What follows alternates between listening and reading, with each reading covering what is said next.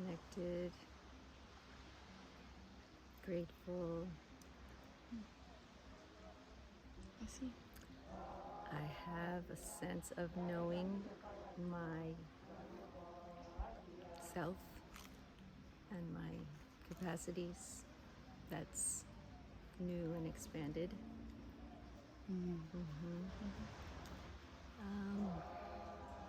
Well, the beginning was really talking about calling, but in the end, I came to meet my ancestors and to understand that I am resourced and supported by them. I came to continue to heal old wounds,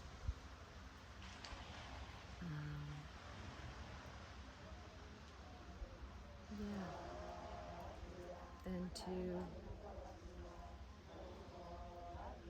the things that I said I'm feeling right now are all that I came for: groundedness and connection and the expanded sense of who I am, right?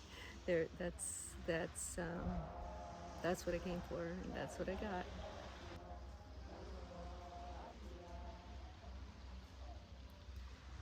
Humbling. The experience was jarring, difficult, and rewarding. Really, after. First came the first part, then came the rewarding. There was clearing that needed to be made for me to be able to sense this new expansiveness that I carry now in a very deeply grounded way. There was a clearing that needed to be made, and it was not easy, but it was worth it. 100%, no hesitation. Maybe not right immediately after, but now for sure.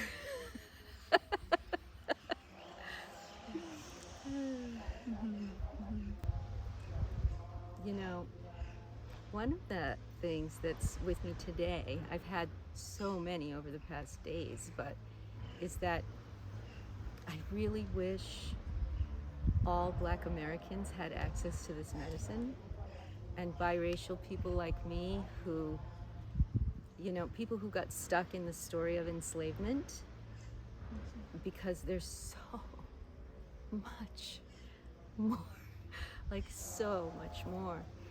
And I don't know if I ever could have gotten that without that medicine inside of me, showing me.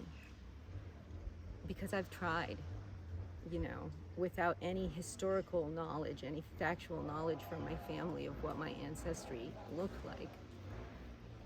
And this medicine, it's in your body. It's the drum beats, and you don't forget. And so I just feel like it could be so healing of that wound of enslavement. And so I've really been feeling that a lot today. Gratitude for my own ability to have experienced that, and desire for more people too, because that's the way I roll.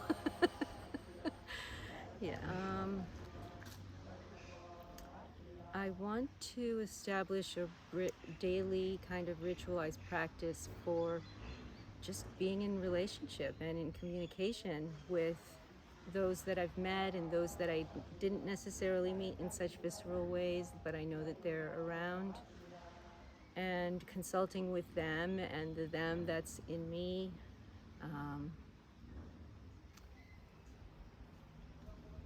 That feels like the biggest one, really, is keeping that door open. That's because it's really a limitless resource. And in a ritualized way. So first steps for me will be beginning and create working with that until it's a part of my life and my lifestyle. I see. With the first journey, it was actually incredibly healing to be met with the kind of compassion and lack of judgment and lack of shaming that came with my purging. And yeah, I think I'll be aware of that for a while, like letting that settle into me, just like how humbling everything was and how I could build up from there into yours and Alexandra's acts of compassion and space and non-judgment and non-shame. And that's the environment that I never had. And I got it at that moment of true humility. So that was beautiful, like incredible to experience. And just everyone here is walking the true path. I felt that, and I know that, and I received that. And that path is of love and of service and of hope and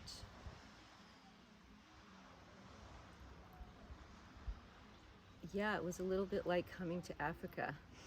You all are really holding it down here, and I'm very aware of that.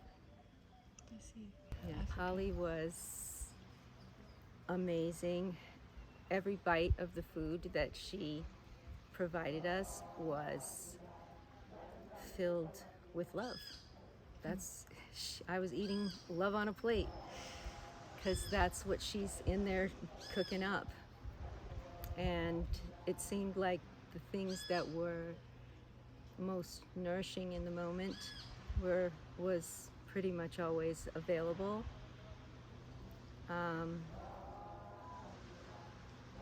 And the food coming to you where you most needed it was also like, where do you get that? You know, it was like mom meeting you in your room with a plate when you're not even allowed to have food in your room.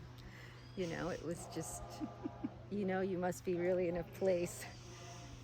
So it was really, I felt a lot of care. It's actually just coming through as nature.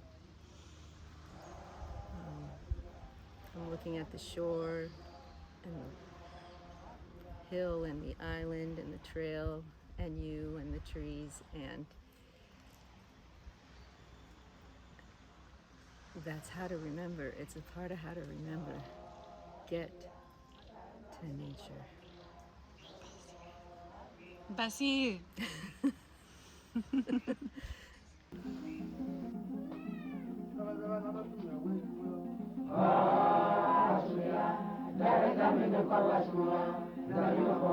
Asuya,